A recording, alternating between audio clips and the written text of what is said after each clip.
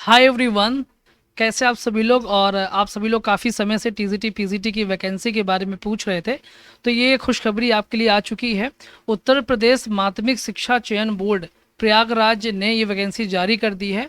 जैसे कि आप देख पा रहे हैं कि विज्ञापन संख्या 1/2022 प्रशिक्षित स्नातक शिक्षक, इसके बारे में बहुत ही सारी मैं महत्वपूर्ण इन्फॉर्मेशन आपको दूंगा जो आपके आगामी एग्जाम में काफ़ी आपके लिए हेल्पफुल रहेंगे। तो सबसे पहले चीज़ तो आप ये जान ली कि जो ऑनलाइन आवेदन की जो पंजीकरण प्रारंभ की तिथि है वो 9/6 से आपका रजिस्ट्रेशन स्टार्ट हो जाएगा। और शुल्क जमा करने की जो प्रारंभिक तिथि है वो 9/6 यानी 9 और जून से ही आप अपना आवेदन कर सकेंगे और शुल्क भी जमा करना शुरू कर सकेंगे। और साथ में इसकी जो पंजीकरण की यानी रजिस्ट्रेशन की जो अंतिम तिथि है वो 3 जुलाई 2022 है। तो आपको अपना रजिस्ट्रेशन 3 जुलाई 2022 से पहले फिनिश कर लेना है।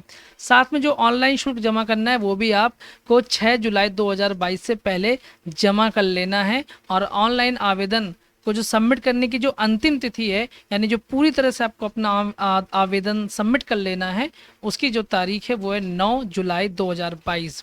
तो दोस्तों बहुत ही अच्छी खबर है। साथ में आपको ये भी बता दूं कि इसमें 3,539 पद हैं और ये आप सभी के लिए एक बहुत ही अच्छा सुनहरा मौका है कि आप अपनी बेरोजगारी को अब विराम दे दें और अपने सपनों की दुनिया को जी सकें। कुछ और इम्पोर्टेंट फैक्ट मैं डिस्कस करूंगा कि एक चीज़ जान लीजिएगा कि किसी भी आरक्षण का लाभ जो मिलेगा वो सिर्फ उत्तर प्रदेश के निवासी के लिए ही मान्य होगा। और जैसा कि जो भी प्रावधान है आरक्षण के, जो ईवीएस वर्ग है, जो SC ST वर्ग है, जो ओबीसी वर्ग है, उन सब के लिए जो भी आरक्षण का जो एक मानक तय किया गया है उसके अकॉर्डिंग ही ये मानक रहेगा और ये सिर्फ और सिर्फ उत्तर प्रदेश के निवासियों के लिए ही अनुमन्य है। दूसरी इंपॉर्टेंट इन्फॉर्मेशन ये है दोस्तों, बाकी आप सभी तो फॉर्म में सब पता ही कर लेंगे कि क्या मुझे लगना है, क्या मुझे फिल करना है।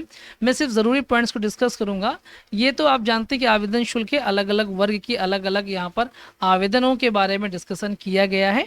आप इसे आराम से पढ़िएगा, नो इशू। जो सबसे ज़्यादा सवाल आते हैं वो इस बात को लेकर के आते हैं कि सर आयु सीमा क्या होगी। तो आयु सीमा जैसा कि आप देख पा रहे हैं खुद कि 1 जुलाई 2022 को 21 वर्ष से कम ना हो, यानी अगर आप 21 वर्ष से कम नहीं है तो आप इस फॉर्म को भर सकते हैं। अधिकतम आयु सीमा अभी तक कोई भी नहीं दी गई है और वैसे भी इसमें अधिकतम आयु सीमा बहुत ज़्यादा रहती है, तो आप बेफिक्र होकर के फॉर्म भरिए और तैयारी में लग जाइएगा। जो अर्हता तिथि है तो वो तो आपको पता है कि आवेदन करने की अंतिम तिथि जो होगी वो अर्हता तिथि मानी जाएगी। यानी आप समय से फॉर्म भर दीजिएगा, उसमें कोई त्रुटि मत कीजिएगा। और वेतन तो आप देख ही रहे हैं, अच्छा खासा वेतन है आपका, मज़ा आ जाएगा अगर ये वैकेंसी आपको मिल जाती है। आरक्षण के बारे में मैं ऑलरेडी आपको बता चुका हूँ कि जो आरक्षण का लाभ है वो सिर्फ उत्तर प्रदेश के निवासियों के लिए मान्य है। ये सब आप लोग परिचित हैं। इसके बाद जो अगली महत्वपूर्ण खबर है वो ये कि परीक्षा केंद्र को लेकर के तो ये सभी जनपद मुख्यालयों पर इसका निर्धारण किया जाएगा। तो ये जाहिर सी बात है कि आपके ज़िले में आपका एग्ज़ाम हो जाएगा, आपके लिए काफ़ी आसानी रहेगी, आपको कहीं जाना नहीं पड़ेगा। और जो एक और इम्पॉर्टेंट पॉइंट है वो लिखित परीक्षा को लेकर के है कि इसमें याद रखिएगा कि 500 अंकों का प्रश्न पत्र होगा और 125 प्रश्न होंगे जिसमें प्रत्येक प्रश्न 4 अंक का होगा। ये इंपॉर्टेंट है, याद रखिएगा, क्योंकि समय अवधि सिर्फ आपकी 2 घंटे की ही रहेगी, तो ये आपको याद रखना है। देखिए मैं एक बार और हाईलाइट कर देता हूँ, याद रखिएगा सिर्फ 2 घंटे की रहेगी। और एक इम्पॉर्टेंट बात ये कि कितने 500 अंक का प्रश्न पत्र होगा, 125 प्रश्न होंगे और 4 अंक का एक प्रश्न होगा। ये बात आपको याद रखना है। और MCQs होंगे, ये तो आप सभी को बहुत अच्छे से ऑलरेडी पता हुआ है, तो कोई दिक्कत ही नहीं है ना। और सही गोला भरेंगे तो आपको नंबर भी मिलेगा, यानी नेगेटिव मार्किंग भी नहीं है। ये एक मुसीबत आपके सर से टल गई। और जो मेरिट होगी दोस्तों, याद रखिएगा, जो मेरिट होगी वो लिखित परीक्षा के आधार पर होगी। जो आप नंबर गेन करेंगे उससे जो मेरिट बनेगी उसी से आपका सिलेक्शन तय होगा, यानी आपको कोई भी इंटरव्यू नहीं देना है। दूसरी इंपॉर्टेंट बात ये है, बहुत ही मज़ेदार, वो ये मैं अभी आपको दिखाता हूँ। ये कि देखिए सबसे पहली चीज़ ये है कि जब आप ऑनलाइन आवेदन कर देते हैं तो उसके बाद आप किसी भी तरह का आप परिवर्तन नहीं कर पाएंगे, इसलिए फॉर्म भरते समय बहुत ही सावधानी बरतिएगा। और डेट ऑफ बर्थ, जेंडर, किसी भी चीज़ में कोई त्रुटि हो जाती है तो वो अनुमन्य नहीं होगा, इसलिए बहुत ही सोच समझ करके आप फॉर्म फिलअप कीजिएगा।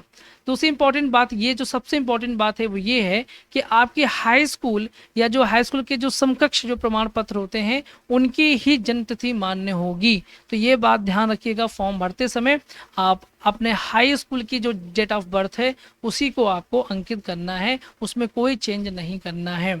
ठीक है, ये परेशान मत होइएगा। अगर कोई त्रुटि है तो आप उसको ठीक करवा लीजिए, कोई दिक्कत नहीं आएगी फिर बाद में आपको। और इसके बाद जो इम्पोर्टेंट पॉइंट आता है कि सब वैकेंसी में कितनी सीट्स किसके लिए कितनी है, तो ये डिस्कशन भी हम कर लेते हैं। जैसे कि आप देख पा रहे हैं कि प्रशिक्षित स्नातक शिक्षक वर्ग जो कि बालक वर्ग है, तो हमें सिर्फ इंग्लिश से ही मतलब रखना है। और इंग्लिश में आप जान रहे हैं कि जनरल वालों की सीट जो है वो 275 है, यानी अनरिजर्व कैटेगरी की 275 है, ओबीसी की 156 है, एससी की 79 है और एसटी की 1 है। टोटल 511 सीटें जो हैं वो बालक वर्ग के स्कूल में आपको देखने को मिल रही हैं। तो अच्छी खासी वैकेंसी है, पढ़ने वाले के लिए तो एक सीट काफ़ी रहता है। और दूसरी चीज़ जो देखिएगा, बालिका वर्ग की जो सीट की अगर बात करें तो बहुत कम है। अनरिजर्व कैटेगरी के लिए 36 है और ओबीसी के लिए मात्र 6 है, एससी के लिए 4 है और एसटी के लिए तो है ही नहीं है। और टोटल 46 आपको सीट्स देखने को मिलती हैं बालिका वर्ग में। तो कहीं ना कहीं गवर्नमेंट ने अपने जो भी मानदंड तय किए हों, जो भी उन्होंने वैकेंसीज निकाली हैं, अब इनमें हम इन पचड़ों में नहीं फंसेंगे बल्कि अपनी एग्ज़ाम की प्रिपरेशंस में लग जाएंगे, क्योंकि हमें ये वैकेंसी हर हाल में लेनी है। और जाहिर सी बात है कि आप 9th 10 के अध्यापक बनने जा रहे हैं, तो आपके सब्जेक्ट में अर्हता क्या होनी चाहिए उसको भी एक बार डिस्कस करना बहुत ही ज़रूरी है। तो दोस्तों, आप जान रहे हैं कि अंग्रेजी विषय में सबसे इम्पॉर्टेंट बात यह है कि आप बीए इंग्लिश साहित्य से किए हों। एक प्रश्न ये आता है कि सर क्या हमने 2 साल तक अगर केवल इंग्लिश ली है और फिर 3rd ईयर में छोड़ दिया है तो क्या आप मान्य हैं? तो मुझे लगता है इसमें आप मान्य नहीं है, क्योंकि आप देख रहे हैं कि त्रिवर्षीय स्नातक की बात हो रही है और तीनों सालों में अंग्रेजी होना बहुत ही ज़रूरी है। और दूसरी बात कि बीएड होना बेहद ज़रूरी है। बीटीसी वालों को इसमें कोई मौका नहीं है, तो बीएड वाले अपनी कमर कस लें बिल्कुल, ठीक है। और इसके बाद आप देख ही रहे हैं कि आपके लिए सारी स्नातक की मैंने आपको बता दी बातें कि तीनों साल आपका बीए में इंग्लिश होना चाहिए और बीएड आपका होना बहुत ही ज़रूरी है। बिना बीएड के आपका कुछ भी पॉसिबल नहीं है। इस वैकेंसी में आप अहर भी नहीं माने जाएंगे। इसके बाद दोस्तों जो भी और सूचनाएं हैं वो आपके जब एडमिट कार्ड आएगा उसमें दी होंगी। आप जब फॉर्म फिलअप करेंगे उसमें दिया होगा कि आपकी हेल्थ कैसी होनी चाहिए, आपको क्या क्या लाभ मिलेंगे, क्या सैलरी है। हम उसको डिस्कस नहीं करेंगे।